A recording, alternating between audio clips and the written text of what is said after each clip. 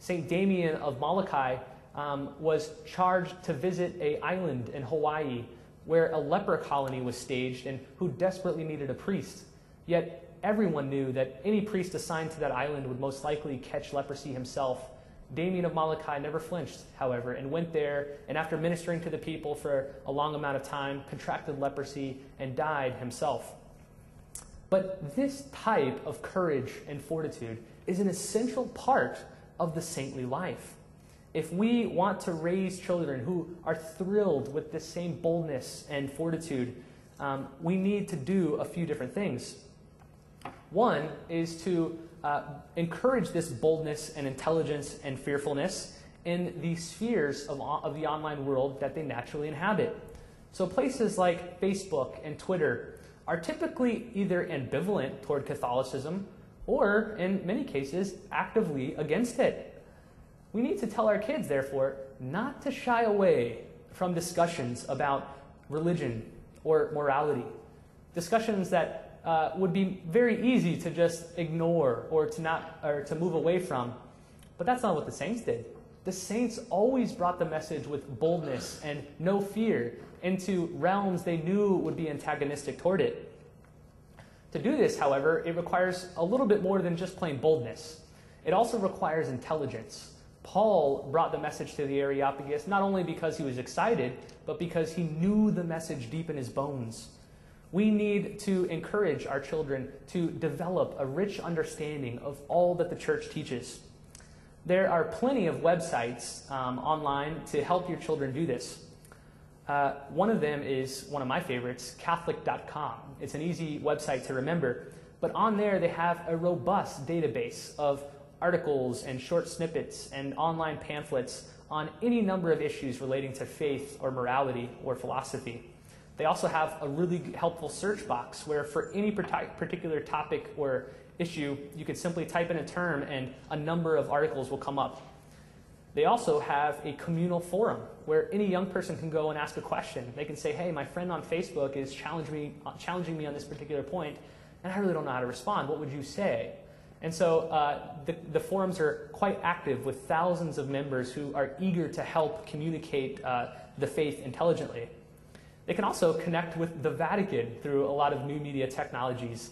The screenshot I have here is of the Vatican's YouTube channel, where every day they post multiple videos of what's going on in and around the Vatican, particularly on events involving the Pope. So every time he gives a message in St. Peter's Square, within hours, the video is uploaded to the Vatican's YouTube page. That's a great way for your child to have a first-hand understanding of this church.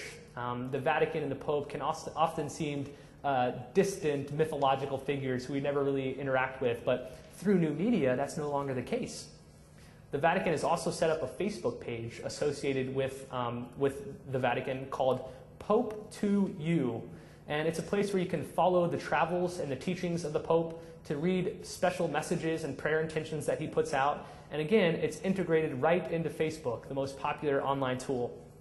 And so all of these things will give our children the intelligence they need to therefore be bold and enter this digital realm with fortitude and courage. So to review, we began with this document written by the bishops in 2000, Your Families in Cyberspace.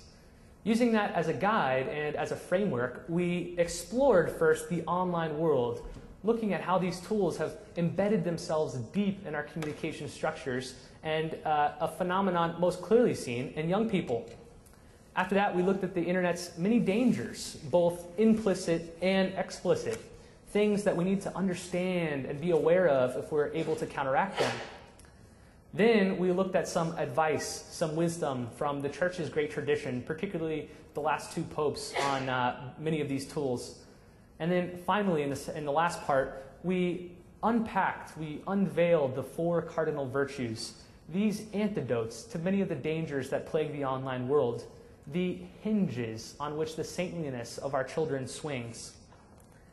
Dr. Neal mentioned that I wrote a book about a lot of this stuff.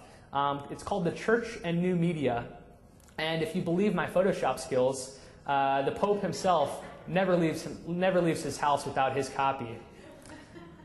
We also created a website. If you want to go deeper in this new media and understanding how it works and how to use it effectively, the website is churchandnewmedia.com. And in particular, on the menu at the top, there is an option for resources, which is the page you see there. And there we have dozens upon dozens of articles, presentations, videos, links, how-to guides, etc., for every new media topic under the sun. It's all categorized, and so there's a section for Facebook, one for YouTube, one for Twitter, one for blogs, etc. And there's even a robust section on new media and catechesis. How do we use these tools to form and catechize our children? And so if you want more information, more guidance, that's a great place to go. Like Dorothy, and like the Pevensies, and like Neo, we are in a new world.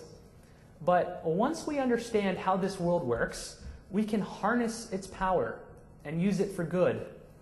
Your goal as a parent in the digital age is the same for every parent in every age, to raise saints. A saint is nothing more than a person who has centered his life on Christ, who inculcates these 4 cardinal virtues of temperance, prudence, justice, and fortitude. Therefore, your only role is to facilitate these virtues, to facilitate a vibrant, single-minded love between Christ and your children.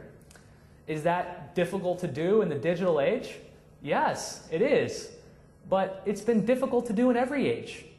Yet the church supports you. The church believes in you as parents.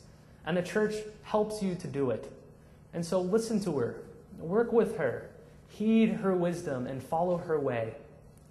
And when it comes to raising saints in the digital world, let us hear the echo of Jesus' words, so often roared by Pope John Paul II. Do not be afraid. Do not be afraid of new technologies. Do not be afraid to raise digital saints. Thank you.